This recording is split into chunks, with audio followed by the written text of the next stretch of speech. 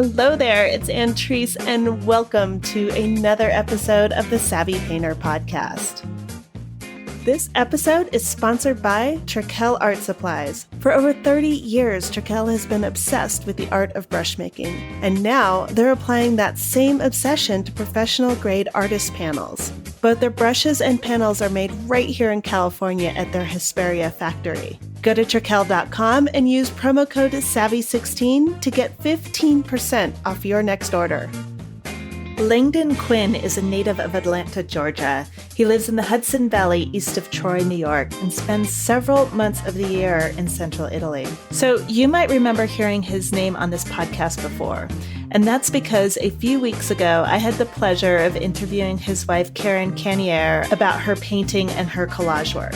Also, Kathleen Speranza talks about how much Langdon inspired her painting at Boston University. Langdon is a representational painter who has exhibited widely, both nationally and internationally, since receiving his MFA in painting from Yale University in 1976. His imagery is derived from both observation and invention. His subjects are landscape, interiors, figure, and still life, or combinations thereof. In this interview, Langdon graciously talks about some of his recent paintings that have not yet been exhibited or published on his site.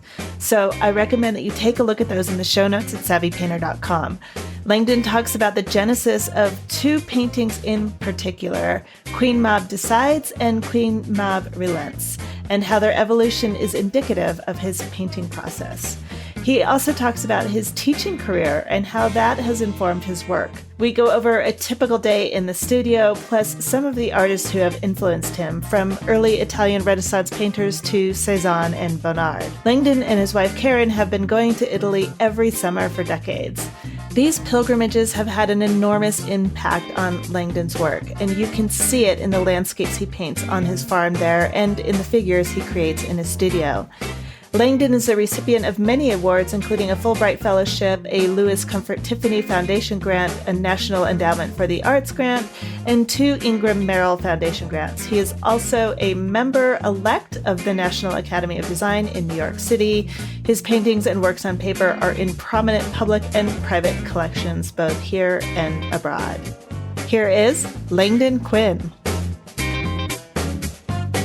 Langdon, thank you very much for being on the Savvy Painter podcast with me. I very much appreciate your time and agreeing to be on the show with me. You're welcome. I'm glad to do it. Can you tell us a little bit about your background in terms of when you really decided that you were going to dedicate your life to painting? Yes, I can. Like many people, I had the benefit of a really, really wonderful high school teacher. And that man came to be a model for me that changed over time in all the years I knew him, which continued well into my adult life up until when he died, which was in 1995. When I left high school and went to my undergraduate school, I decided to be a pre-med major when I entered college.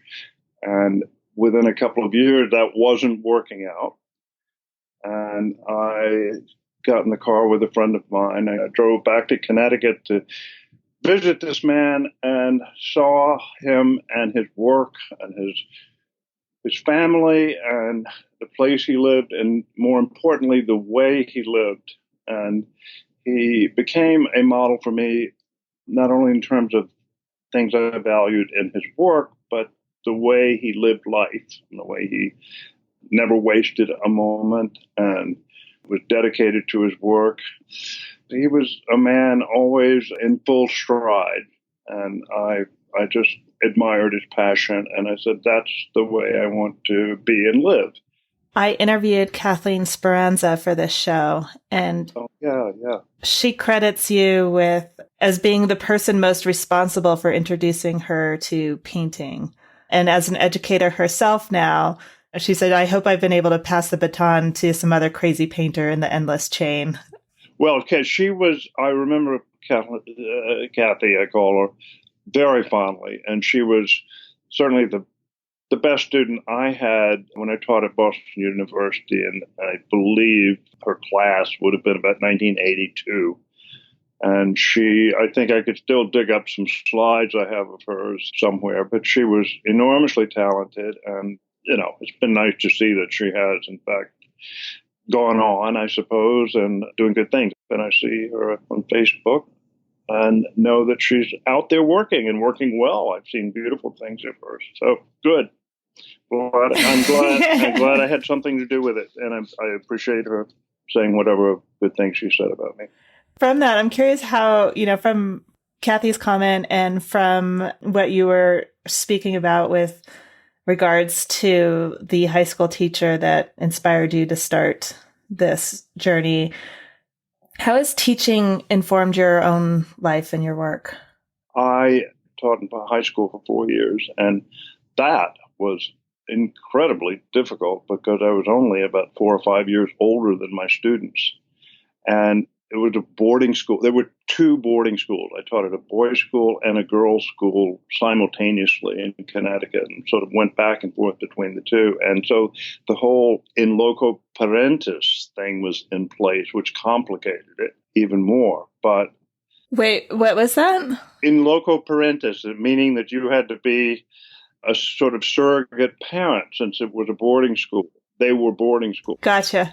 So that was probably the 4 hardest years of teaching in my 35 years of teaching was doing that, because I was not much older than they were, and they it was complicated, but they tried to treat me as a peer, and I tried to treat them as a peer as much as I could within this confines. But still, in the classroom, from a pedagogical point of view, it was also difficult because I had to be certain about what I was saying without being dogmatic and just doctrinaire.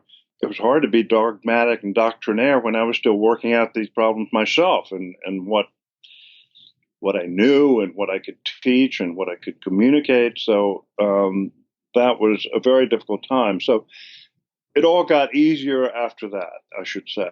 And because by the time I had gone through graduate school, I had some pretty strong and somewhat tested experience to speak and paint out of.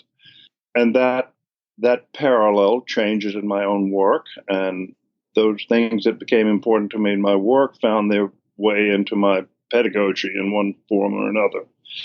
So the 2 went hand in hand for many, many years, decades, in fact. So, can you talk a little bit about your work? And I'm curious to know what you feel like is the common thread throughout that time, because you talk about 35 years of teaching and painting. With the exception of those first couple of years teaching in high school, it became clear to me that my strengths, both in my own work and in my pedagogy, had to do with being able to teach about working from observation.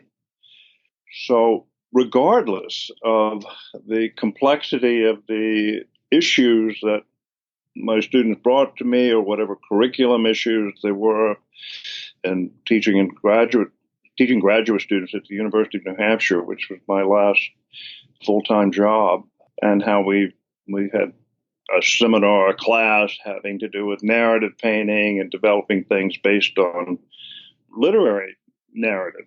So that sort of represented an end of things, which had to do with invention and metaphor, and trying to discern the difference between a pictorial narrative and a literary narrative, and what were the differences. In other words, how you could avoid the illustrative in narrative painting, and how you could make a painting that brought various threads of information, whether they might be work from observation, sketches, drawings, photographs, together to make a sort of synthetic ensemble that added up to an expression of something that was based on a story or a novel, but was not just illustrative of a particular event in that story. So that I'm putting that on one end of the spectrum, but the other end would be, sitting in front of a still life and looking at the light break across the forms and talking about the color in relationship to the light, all the things that are just so fundamental to working from life and understanding how color and light work in some observable way. And those have been the underpinnings, I'll say, that is invention and or working from observation. They've been the underpinnings of 35 years of teaching and also even longer for my own work. Right. Where do you feel like your work falls on that spectrum? Well, the slides I just sent you that have not appeared on the website, but I have examples on the website that are similar, represent. I think I sent four slides, and at least one of them is done completely from life with a French easel set up on the spot, and the others vary in their departure from strict observation, but at least one that I sent you is completely invented or based at least in memory of a particular place. The ambition is to wed whatever skills or strengths I have as an observational painter to invented imagery. So a moment ago, you asked me about where it falls on the spectrum. I'm still trying to synthesize those two things, and always have been. But I'm trying to push, as I get older, trying to push into more of an invented realm. And I think that I know something about my own form sense at this point, and how my own palette, the sense of color and light, I want to imbue something with, to have this a sort of psychological quality to it, and see how I can combine that with invented imagery. So that's the program at the moment, and it has been for a long time. But more than ever, I think that I trust whatever I've learned through observation to be embedded in inventive things that I do now. Was it difficult to trust that? Yeah, it is. I think I've made a jump. I used to say and to believe that I could paint something from my imagination if I could remember it, or I had seen it. If I had walked past some street corner and seen some combination of things happen, which I'm thinking about a painting I did in 1980 when I lived in the North End in Boston, and it was a sort of encounter of a group of people on a street corner in the North End. And I went back into my studio and immediately started working out sketches and ideas in the service of this thing that I had seen, observed.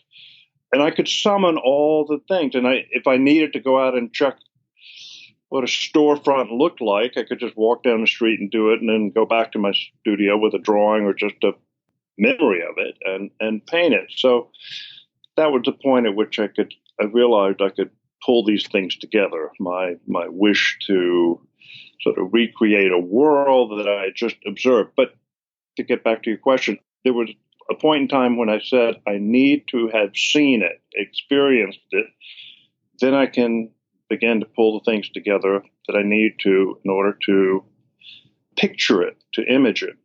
Now I think, or at least I'm working out of the belief that I can push it beyond that. I mean, I don't have to have seen it. I have to have some information, but I can run with the information. And the large painting, the landscape that I sent you called Cimitero 3, is a painting that it's of a place that I drive by all the time, but I'm seeing it from above. I've essentially just rotated all the observable information out there in the landscape and imagine what it would look like seeing it from above. So it combines both an actuality, but also a point of view that's completely made up. And so I'm seeing things behind walls that I can't see, but I'm imagining. So it's an exercise, and I'm stretching my capacity to trust myself and trust my whatever skills I have to convey what I'm trying to convey. So that's sort of new territory, but it's not I've taken chances like that all along. And there are other questions that you have about, at least the way I heard them or read them, about what I consider a success. Yeah. And I, at various times, had thought, oh, well, I pushed myself to do that, and it worked. It worked out okay. Then 10 years later, I look at it and say, oh, terrible. And and I know by now not to trust any momentary judgment about something I do as being anything except subjective, because I'll probably hate it next week or next year or something. Oh, wow. Yeah. So I know not to do that. But that's been the trajectory for a long time, which is to bring the work that I do from observation, drawing, landscape painting, still life painting, everything done from observation, to larger, more inclusive context, which borrows more from the imagination. Right. And anybody looking at my website for any length of time will see those things, I think, that there are paintings that are quite ambitious in terms of bigger composition or this or that I think fairly clear are not strictly observed. There's a lot of invention in them. Yeah, that's interesting. I'm not sure if you would immediately, they don't look obviously made up. Do you know what I mean? Yeah. These are actual places. There's a feeling to them, though, that I think sort of brings that in. The composition and the way that you pull it together, I think, is what makes it feel like, okay, it's not strictly realistic. It's not strictly observational. Yeah. If that makes sense. Good. I know. I like to think that is clear, and anybody looking at a range of work. There are paintings I could cite. The painting done in 1990 called A Studio View, which on my website is under, I think it's in the figure section, but it is a cutaway view of a male figure poised at a midpoint between a room on the right and a landscape on the left, and he is sort of caught between the two worlds. So that's not something that the building hasn't been cut away. It's an invention. Right.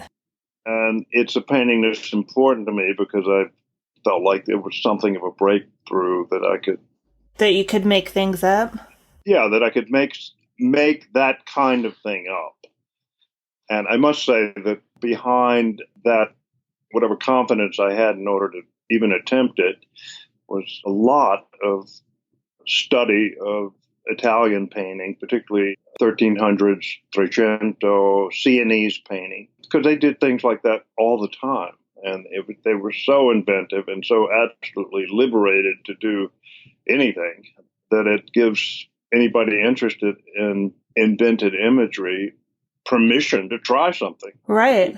It's just so evident that they just were wildly inventive, and they had a receptive audience to it. So it's, as I say, it's just something of a kind of permission for somebody like myself, who I haven't spoken about going to Italy, but has been vitally important to my whole development. I'm curious. I want to talk about Italy, but I'm also kind of curious about something that you just said, because it feels like observational painters in particular, I think, but artists in general, we seem to somehow, like when we're going to switch gears or try something new, it's almost like we need permission to do that. And this is going to be a strange question, but what is that all about? Why does that happen? Why do we need that? I think that conventions for representing things that it's such a slow, prodding process that if you can get an apple to sit on a tabletop in a painting, it requires that you can build a plane, you put a volume in it, you break a light across it. It sits there or it doesn't sit there. And, you get gravity to sort of manifest itself in something like that, then that's an accomplishment. But it's such a tiny little accomplishment, really, in this whole scheme of things, that it's pretty hard to make big jumps after that. It takes a long time. Yeah. And so it's the sort of climate of doubt and, I don't know, pace that self-education, which is essentially what it is, instills in us. So it doesn't make us, when I say us, I mean a community of people for which that's important, meaning being able to put a form in space with light. Mm-hmm. Yeah, it's challenging. I mean, being able to create plasticity, believe in it. It's something that these painters I'm talking about in the 1300s in Siena could do, and certainly the Florentines, with their accomplishments and perspective and everything else, had a different kind of language for it, but nonetheless they ran with it to such a degree that it's kind of daunting for anybody that knows anything about art history to even think that we're in a conversation with them. But we are. I think ideas about progress and advancement in one's own work or in the art world at large, are completely arbitrary and capricious. The progress you make as a painter or I make as a painter is something, we have to believe in. But it's hard to think of yourself making huge jumps if they don't have credibility, if they don't have weight or meaning to you. And those things are slow and evolving. Yeah. When you're speaking of those jumps, are you speaking of those as personal jumps within your own painting context, or are you thinking also about jumps in painting with a capital P, like historical painting? Well, you've heard it said, I'm sure, that you always paint the same painting. One always paints the same painting. And it just, over a lifetime, you're essentially painting the same painting. And I think I understand that. It's a sort of shop-worn thing to say, but I think it's true. You have a sense of form. You have a sense of how things ought to look. And you paint out of that. And again, I'm talking about a community of people that are genuinely involved in representation and believe in it and are moved by it. And I'm not talking about anything trendy or hip or marketable or commercial or conceptual or anything else. I'm talking about a very traditional idea about representation in painting. My sense of change in my work and my sense of having made the increments are small. The increments are small. They feel big at the time, but they're small. But I believe that's what I can do, and that's the pace I can do it at. And I sort of refuse to let anybody else tell me that I got to move faster. Uh-huh. I might listen to them if they told me I had to move more slowly. But don't tell me I have to move faster, because I'm moving as fast as I can. You paint both figurative and landscape painting. Yeah.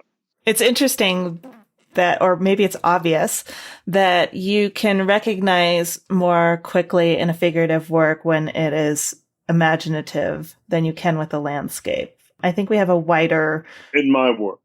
Yeah. Yeah. And I think, we have a wider range of acceptance for believability in landscapes than we do in the figurative work.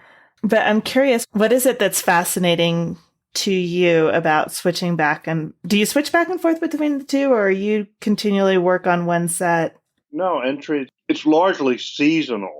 I paint landscapes when the weather and light permit. In the winter, which we're right in the thick of here now, I tend to work on. I do work on some of the older, the things I've been working on landscape. It's not uncommon for me to still be working on a landscape in my studio that I initiated during the summer. At the same time, it is a time that I turn to drawing more and drawing in particular from the figure. And I usually develop over the course of a winter some figure paintings based on paintings from life, from a figure, from a model, and or drawings.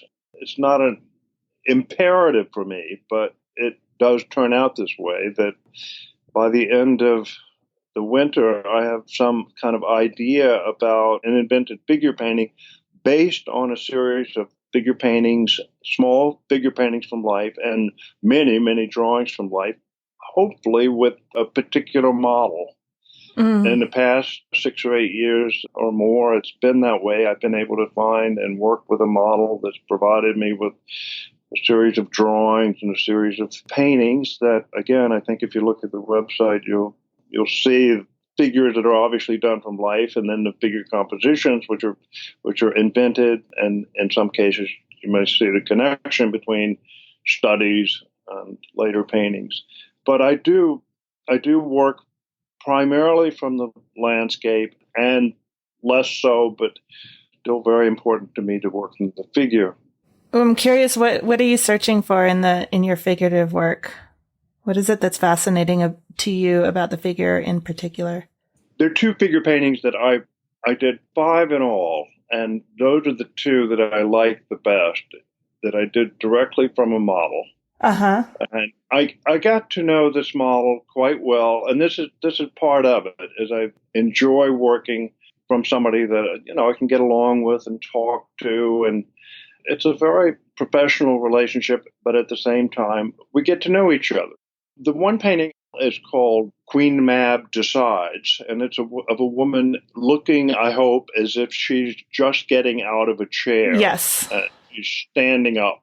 She's beginning to stand up. But yes. It has a kind of suggestion to me that she is about to go into some kind of action, taking control. Mm-hmm. So I don't know how I recalled this. Oh, I know what it is that her hair in that particular painting, she had her hair put up on top of her head in such a way that I looked at it and I said, she looks like Marge Simpson.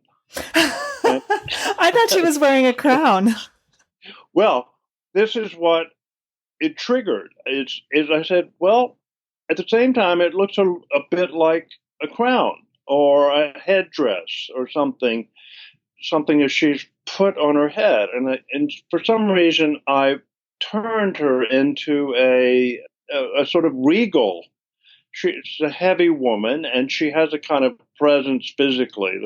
So I said, she looks like royalty or something. So Queen Mab is a character out of Chaucer, who also appears in Shakespeare in Midsummer Night's Dream. Queen Mab is somebody that gets into some character of Queen Mab inhabits one's brain and makes one make decisions. So the next painting I did of her, I wanted to get the opposite kind of pose. I wanted a pose that looked like she was regretting some action she had just taken. Uh-huh. So, and she's very much like, the body language is very much different. She's kind of turned away from the viewer, and her face is in the shadows. And she looks as if she's rethinking an action or doubtful. I mean, it's a gesture that to me summoned the opposite kind of state of mind as the first painting. So these are the kind of things that come out of working from life. This is my point, is that you start just by painting somebody sitting out there in a chair, and you end up with a story. Mm. And it has to do with those 2 poses. And I haven't exhibited them yet, but when I do, I hope to exhibit them together, because I call one Queen Mab Decides, and the other one is Queen Mab Relents. And the 2 poses represent 2 states of mind. So I'm telling you all that by way of explaining how just a straightforward paint from the model situation can evolve into a dialogue between a couple of pictures.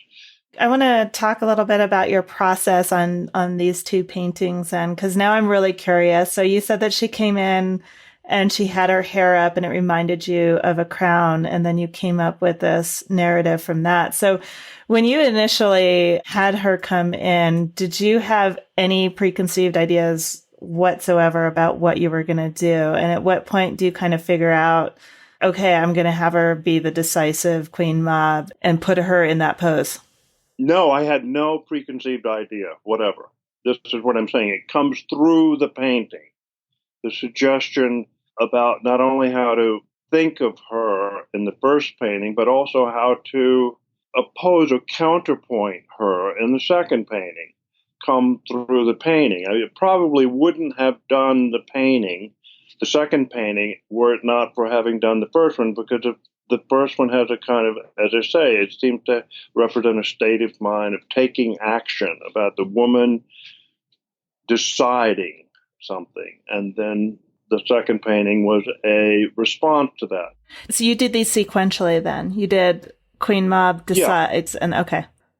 Yeah. Okay. I got the first one, and then I played around with the pose for the second one until I found something that looked like it was suggestive enough of a different kind of state of mind. So that drove the image. But again, to answer your question, it comes through the painting. I don't have a preconceived idea. Like I say, her hair stacked up on her head looked like Marge Simpson to me. And I thought, I got to do something about that. That looks ridiculous. So, I added a sort of headband that looks like a little like a tiara. And I think there's some flecks of red that sort of represent a flower, some flowers in the hair in the second one. But that's all invented. But I asked her to put her hair up because she had very long hair, and I wanted to see her head better. So it wasn't that I was trying to impart royalty to her.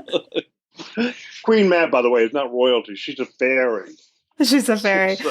I realized as soon as you said that I haven't read Shakespeare since probably I was in high school, which is too bad. Well, it's not that I read Shakespeare all the time. I just did remember. I remember the Queen Mab is the one who makes, I think, I could be wrong about that, but I think she's in Romeo and Juliet as well, and she gets into Romeo's head. I don't remember whether it sounds more like Midsummer Night's Dream, but it might be Romeo and Juliet as well. Yeah. But in any case, I knew that she was originally from Middle English literature in Chaucer, and then Shakespeare used her in some of his things later. That's interesting.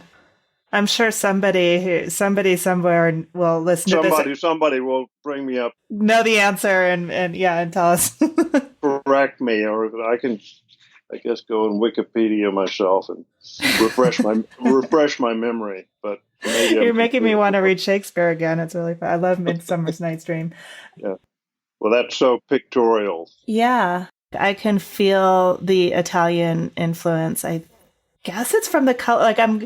I feel like on the first one, on Queen Mab decides that it's because of the colors that I just feel that influence, and something about the relationship in the lower quarter with her legs and that deep blue part. Yeah. That just kind of leads me into the other question that I have for you about, you go to Italy every year, is that correct? Now that I'm retired, I don't have a school calendar anymore, and I've been able to spend more time in Italy, and more than Karen has. Karen spends as much time as she can there. Her obligation to teaching dictating 9 months here and 3 months there, but I have as much as 4.5, 5 months there, and have for the last 5 or 6 years. So that's the way I'd like to keep it as long as I can. It's been great, and I will never complain about it. It's life is not exactly easy on our budget, trying to keep two households together. It always sounds much more glamorous, I think, than it really is. It really is. The grass is always greener, but I'm not complaining at all. I'm very lucky to be able to do what I do. Can you talk a little bit about the time that you spend in Italy and what you do when you're there? Do you go? Let me just let you tell me what you do, because I've got a million questions that I'll just badger them all out. So let me have you explain, like, when how you figure out that time and what you do when you're there.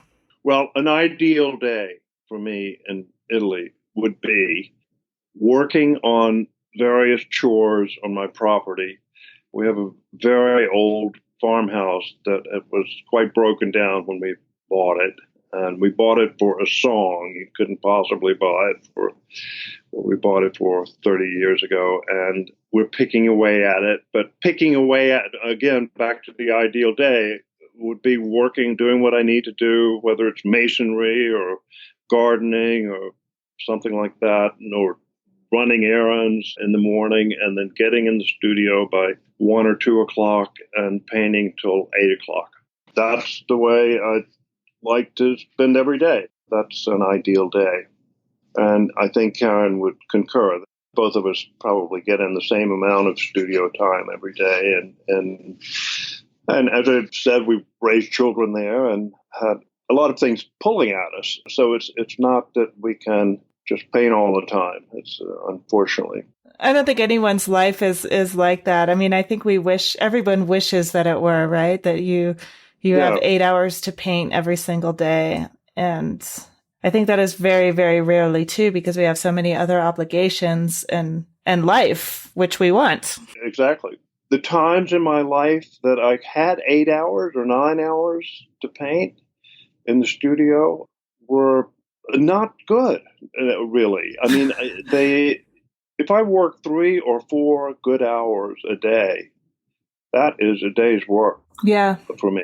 And I can be productive. I think that depending on what I'm working on, after I've worked on something 3 or 4 or 5 hours, I'm starting to lose any objectivity about it. It doesn't make sense to continue working.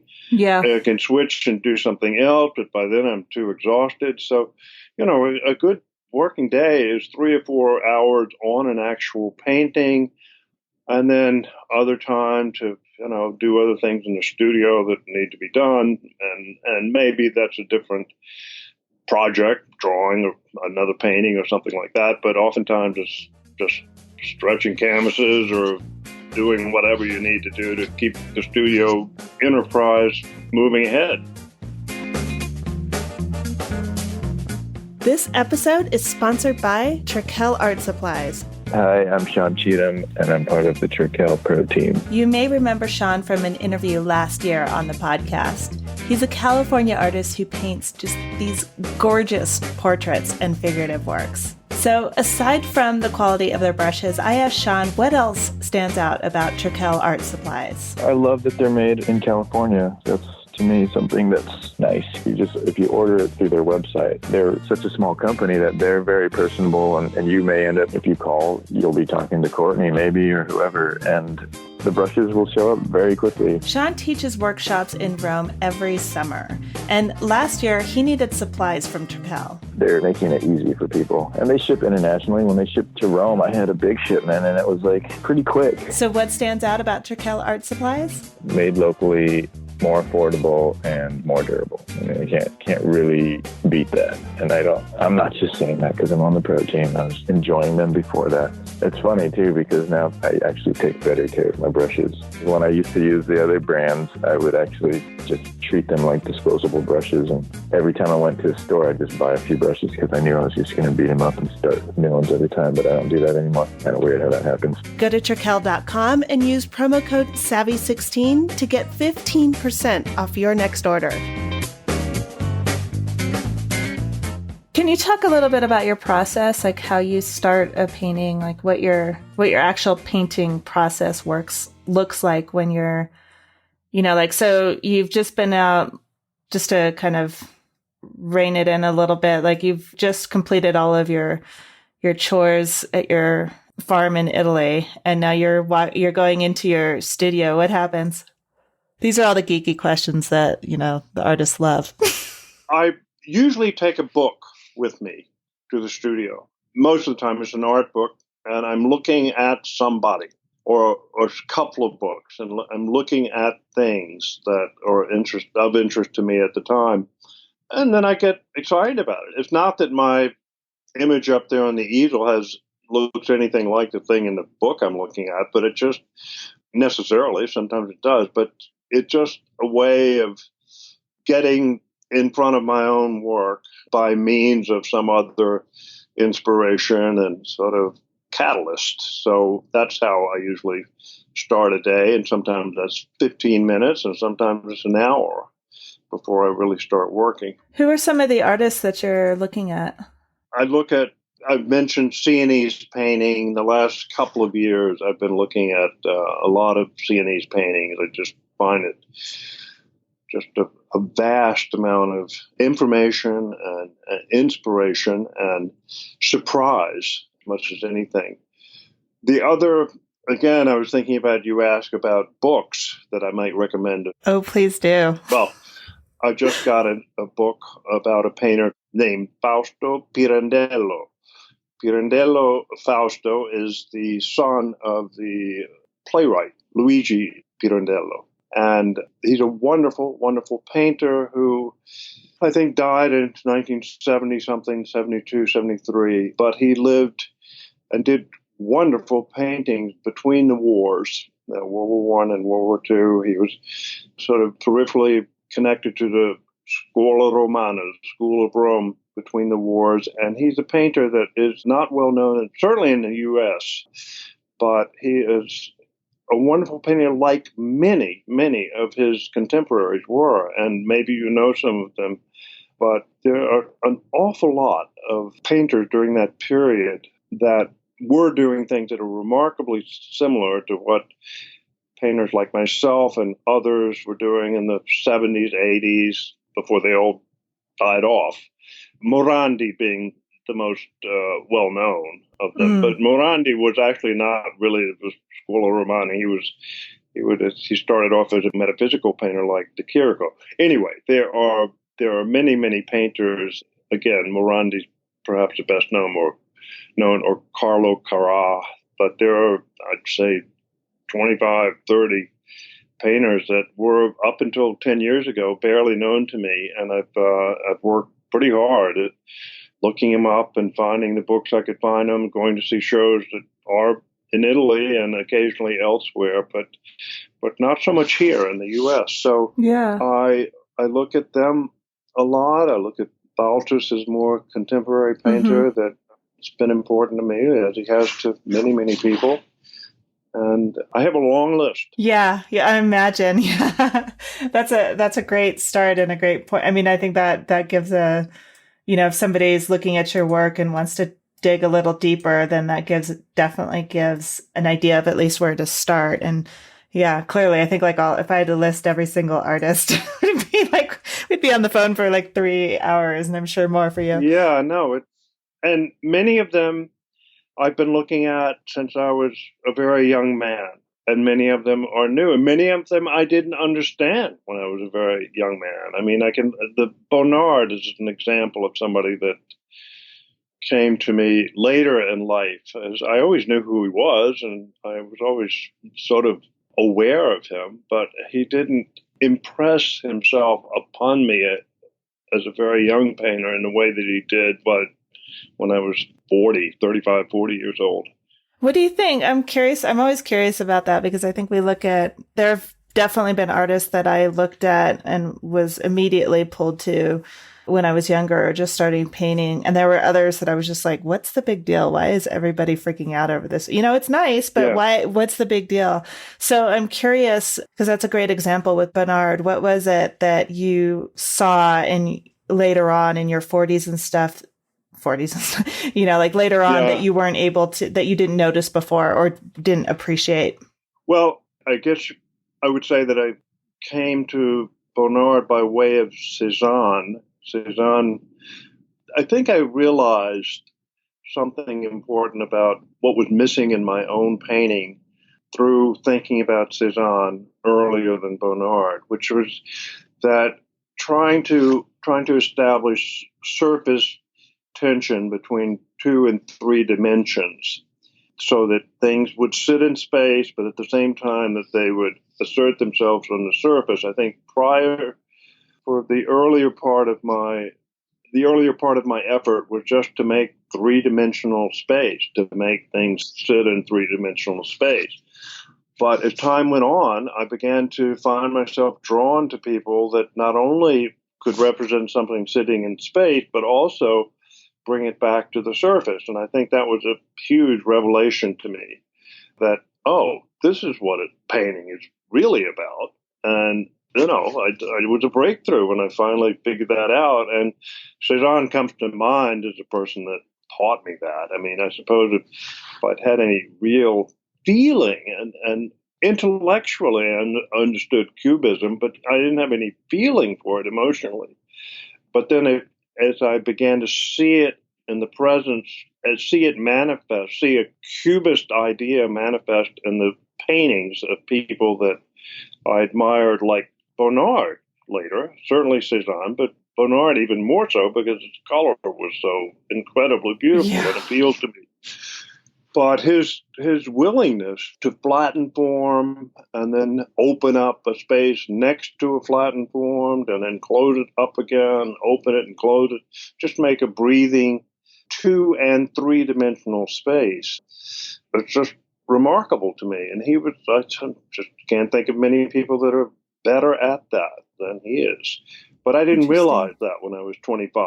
Right. If you shown me a Bonnard at 25, I'd say, oh, yeah, I remember him in books. He was a contemporary of Matisse, wasn't he? I mean, I could place him art historically, but it didn't have any meaning to me. Right. So that's the wonderful thing, as you, I'm sure, have experienced. You come to different artists at different times. Yeah. And you're aware of the others, and you're wondering whether they're ever going to mean something to you. They may or they may not, but, they happen over the course of looking a lot, over the course of a lifetime, because you come to different realizations about your own work, and then you see those people's work, and you say, that's what he or she is about, and that's what I want to find out more about. Yeah, I think usually you're looking for the solution to a problem. So I think that's why it's so common for early on for artists to really appreciate painters who, like you said, can put the apple on the table in space and make it, so that you can feel the weight. Yep. And then once you've mastered that, you start looking for you have the next question. So you start looking for people who might have been asking the same thing. Yeah. Yeah, but what you just described, again, going back to our earlier remark, that takes a long time. Oh, yeah. That takes so again, the increments of progress or the increments of revelation to somebody doing what I'm doing, and I think you may be doing too, they're very small compared to what the art world expects of people. And I think it's getting worse now, too, it feels like, because we're sort of training ourselves I think it's a societal thing and a technological thing that we have. I feel like I have to really resist my expectation for instant gratification. Yeah, sure. I mean, you can get you have to get the gratification you need from your work. If you depend on it from things external, you're invariably going to be disappointed because they'll happen once in a while, but not in the rapid fire way that really feels good and validates what you do. You have to be able to validate it in the privacy of your own studio. Yeah, that's really interesting. Which brings me to one of your last questions. How do you keep your creative spark? And that's a pretty ponderous question, especially when one tries to do other things, tries to raise a family, tries to have a life. Have a life. Have other kind of interests and things to do. And those are the kind of experiences that indirectly enrich the art, but there just aren't enough hours in the day to do them. So keeping painting forefronted becomes increasingly difficult, especially in a world where the art world takes away the urgency of doing something. It's not like people are banging on my door to buy my work or put me in shows or anything. So it's not like I have to work feverishly to get things done by deadlines, because it was maybe more that way 20, 30 years ago, but the culture changed, and I understand that. Shouldn't be a surprise. The culture's changed, and people's expectation about what art is or function it has in a social fabric is just different now. I don't have that same perspective that you do. How do you think it's changed in the last 30 years, 30 or 40 years? Well, the easiest way I can say it is William Bailey, former teacher of mine and friend. William Bailey's painting of a half-nude figure was on the cover of Newsweek magazine in 1976. Now, Newsweek no longer makes a hard copy magazine, but it used to be like Time, and it was a huge deal. And there was in that particular issue, there was a whole very developed article, which is unusual as well, that it was given that much space in a magazine about representational painting. Wow, in Newsweek. Yeah, it was the kind of heyday and for all of us young, I was 25 or something at the time, but all of us young painters sort of thought, oh, well, this is the art world. But it wasn't. It just, the ground is under your feet. It's shifting all the time, and that's what you have to remember. Right. That is really fascinating, because I feel like I do have, like kind of vague memories of seeing long form articles on art in general magazines, and I cannot imagine Time magazine spending any time on the arts unless something sold for like $20 million and it was more of a financial conversation than an artistic conversation. Yeah. Well, that particular cover generated so much mail to Newsweek because it was a half-length nude. Oh, no. It was just scandalous. So aside from being a sensation to artists, because the issue was all about art. So that was shocking in and of itself. But to the rest of the American readership of Newsweek, it was scandalous because of the picture, which is, I'm sure, what they intended. Bare flesh. Yeah. Anyway, so that's close to a nutshell as I can give you, is that it was in the air at the time, and it was representational, so the public had a kind of way of accessing it that they don't now. Right.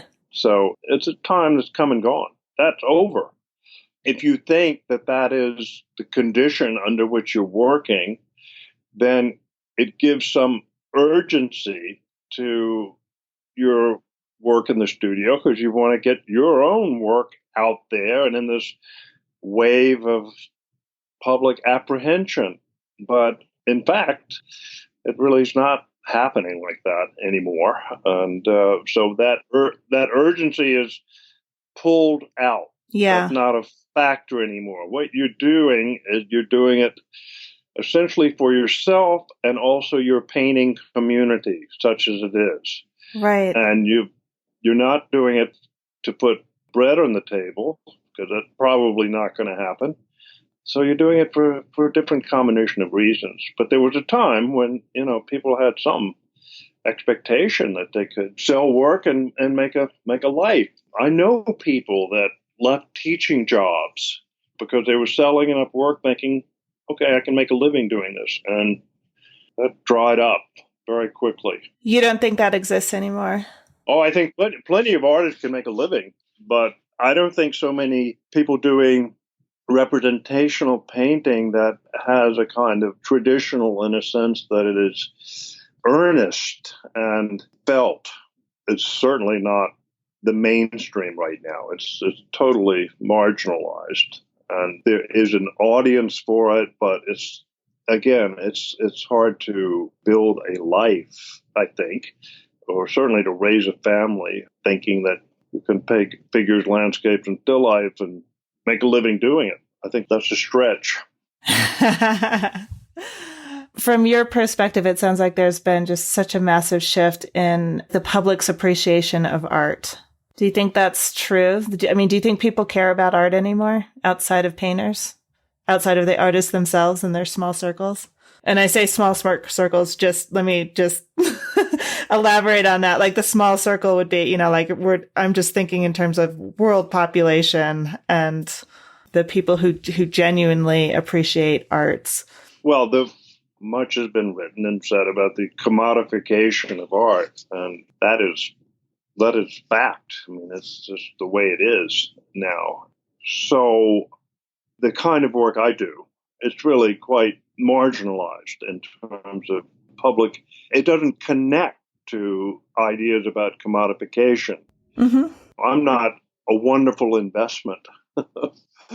If anybody wanted to buy my work for that reason. Yeah, and just that term that people think of it in terms of investment as opposed to bringing beauty into their home. You know, there is, and this is one of the good things about Facebook that I've come in my cynical old age to realize, is that there are lots and lots of very, very good painters out there that are doing remarkably good work. And I just am always amazed when I go through the reel on Facebook about the number of people. Most of my friends on Facebook are artists, so I see really, really good things. And I just always wonder, how they're doing. They're obviously making good work. So it's not that it doesn't thrive in some pockets and areas, and certainly outside of New York City, there's lots of very good painting being done. And some of your colleagues, Larry Groff comes to mind as somebody that turns them up and talks about it. So I have no doubt about that. But how hard those people are having to scramble in order to do what they do is another question. I don't know. It's tough. Yeah. It's definitely tough. Yeah, it is. It is very tough. I know we're both preaching to the choir, but yeah, it is very difficult. And it used to be that you could get a teaching job, or at least had a shot at getting a teaching job. But as you well know, the plethora of MFAs now just make that all the more remote and more difficult. Yeah. And to compound on that, you have so many of the universities going to adjunct professors where you can't, what's the point? I mean, like, aside from teaching because you want to, but if you're looking for a stable profession so that you have the ability to paint, I don't think university teaching is it anymore. I think that's gone, which is going to have the downward effect of when the serious artist, I'm doing the air quotes there, but when people who are really devoted to painting no longer are willing to, kind of feels like, donate their time to the universities, and what's going to happen to the students is the ripple effect of that I often wonder about.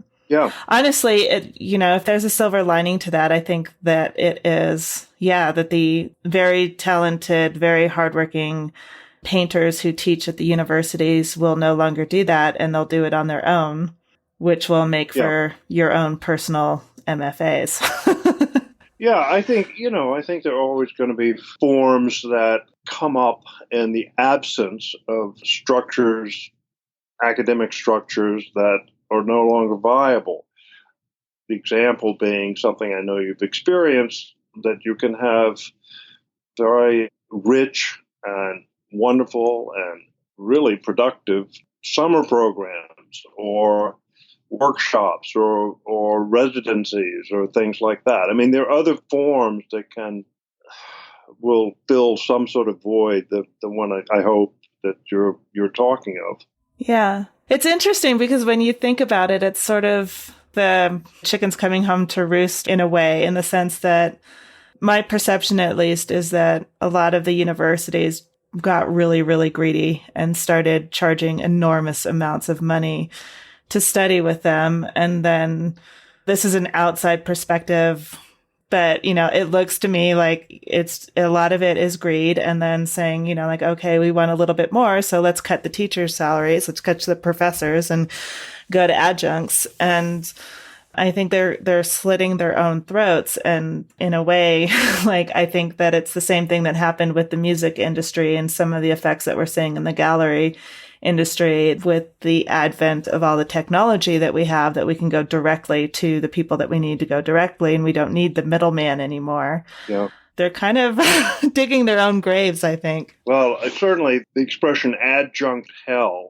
has taken on a whole new meaning in the last 10 years or so, because so many full lines have been cut from various university curricula and departments, that the people that are essentially just stringers that come in and teach a course for no money and can't really make a living even doing that, No. and are having to compromise sometimes their own pedagogical wishes in order to fit some little job that just gets them through for a semester.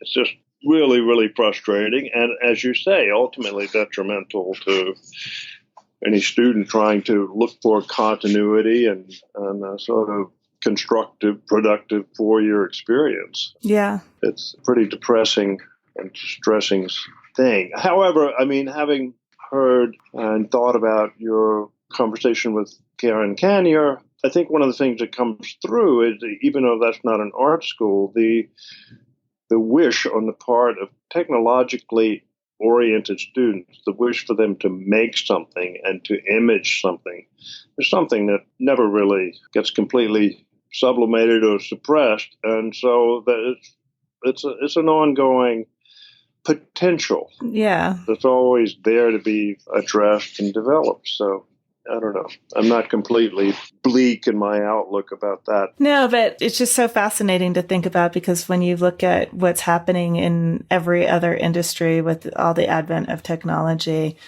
and then to sort of apply those thoughts to what's happening in the art world, it gets really interesting to start thinking about the future.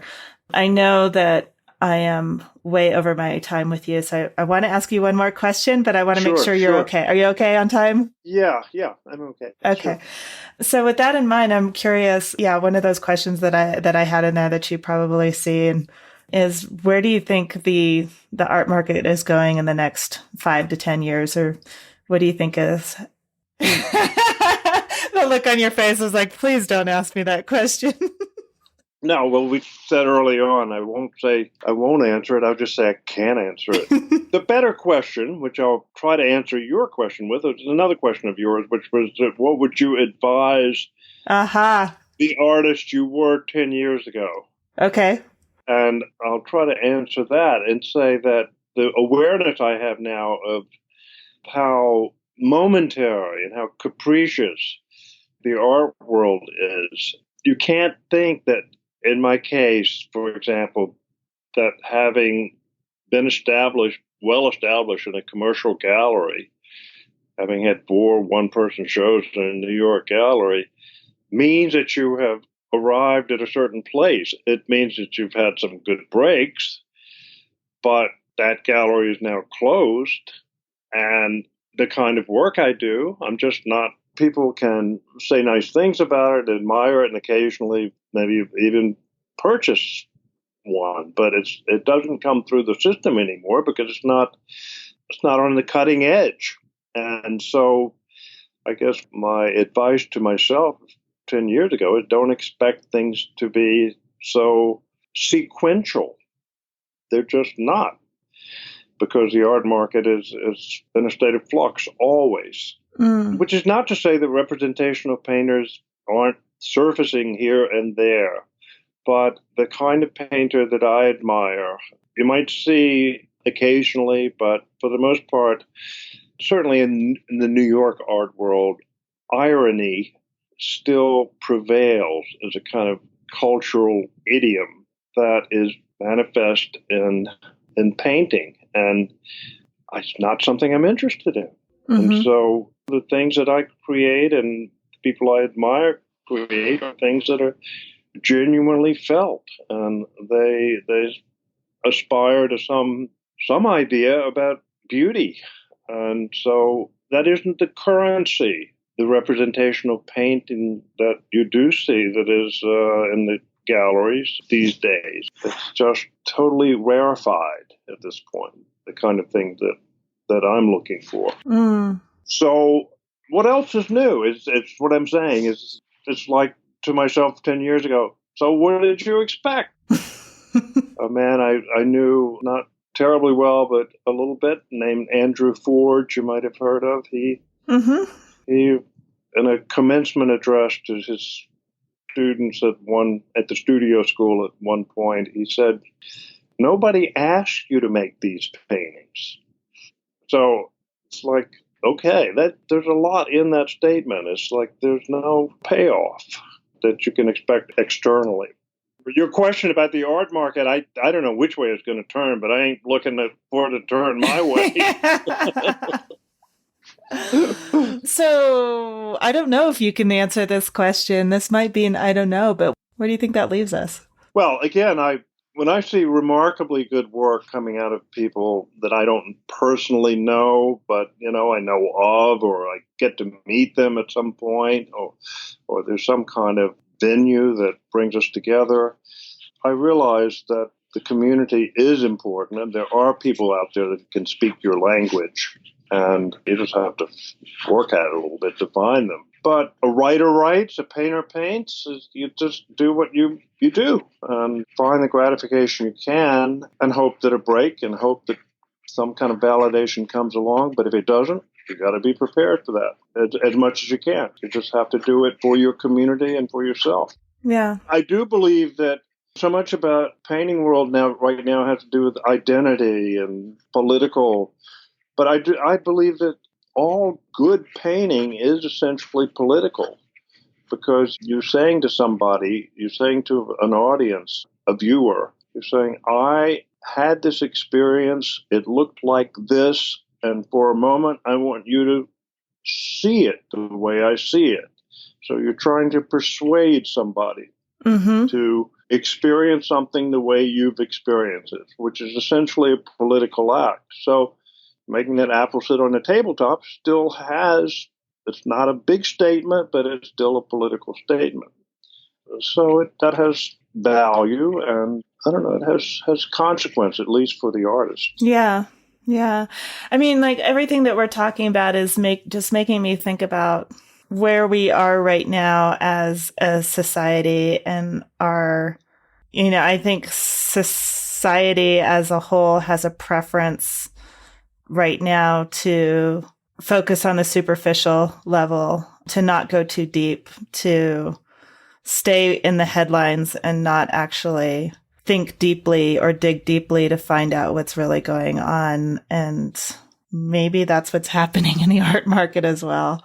Yeah, no, I completely hear you, which is one of the reasons why going to Italy is, again, I know we're trying to close things up here, but going to Italy is refreshing also in the sense that besides the obvious, which is you see thousands of years worth of art and people having worked at it, but the culture itself in Italy, the contemporary culture, is more appreciative and embraces it differently than American culture does. I mean, American culture is so separated out.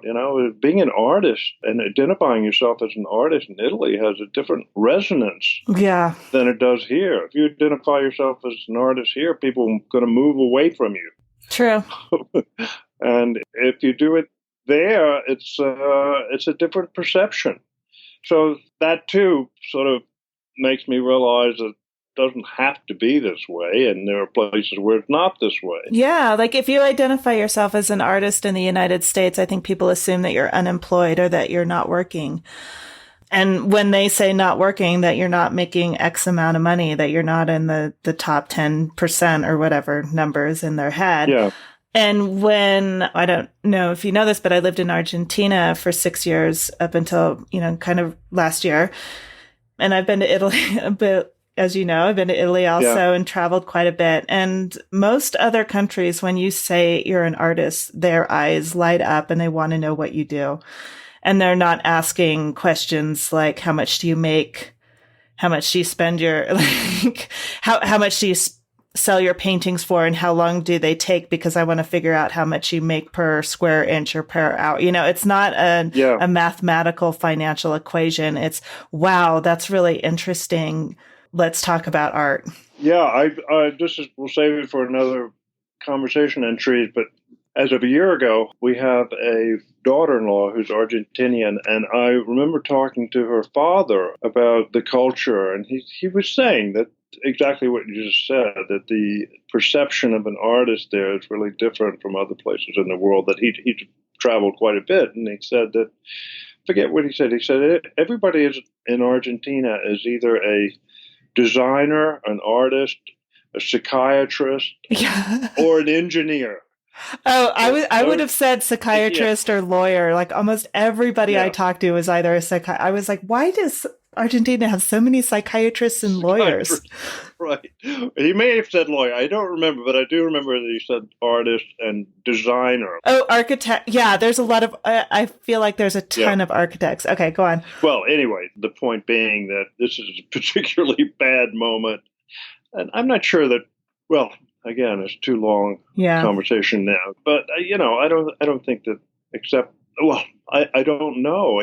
One thinks of the WPA, the one, or the NEA, when it existed in a form that really helped artists. There aren't too many initiatives on the part of the government that would make one think that the public did, in fact, have a vested interest in artists being present at all. Right. Yeah. Oh. So again, I'm very lucky to be able to leave and be refreshed by a different culture, a different way of thinking, and I know that, and I appreciate being able to do that. Langdon, thank you so much. My pleasure. As always, I want to thank you for listening to the Savvy Painter podcast. And a big thank you, of course, to Langdon Quin for being so candid in this episode. Show notes for this episode can be found at savvypainter.com, and then just click on the podcast tab. You'll find Langdon's episode there, and you can see examples of his work, including Queen Mab Decides and Queen Mab Relents. You definitely want to check that out. Plus, you'll also find links to all of the artists that we talked about in this week's episode. One more thing I want to let you know. This year, you can expect a lot more workshops from Savvy Painter. If you are an artist who struggles with getting painting time in or feels like you're always busy but never really moving forward with your art, then my workshops just might interest you. Past workshops include Mindset Mastery, a 5-week online workshop to help you get past the roadblocks that keep you from painting. In it, we tackle the inner critic, fears of artists, and setting yourself up for a successful creative day.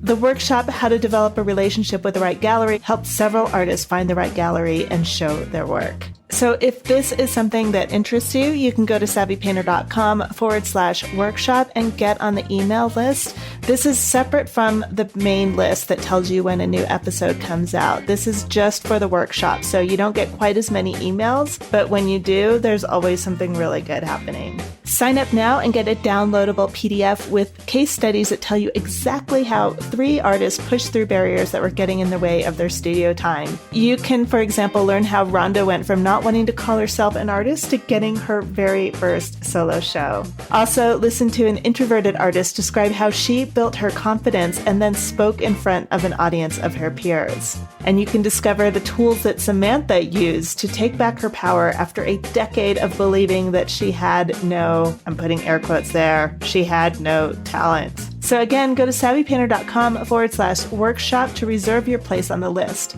When you sign up, you get that downloadable case studies that I mentioned, but more importantly, you get exclusive invites to upcoming workshops. Most of the time when I launch a new program, it sells out before I ever announce it publicly. So reserve your spot now at savvypainter.com/workshop. Until next week, this is Antrese Wood with the Savvy Painter podcast. Thank you so much for listening.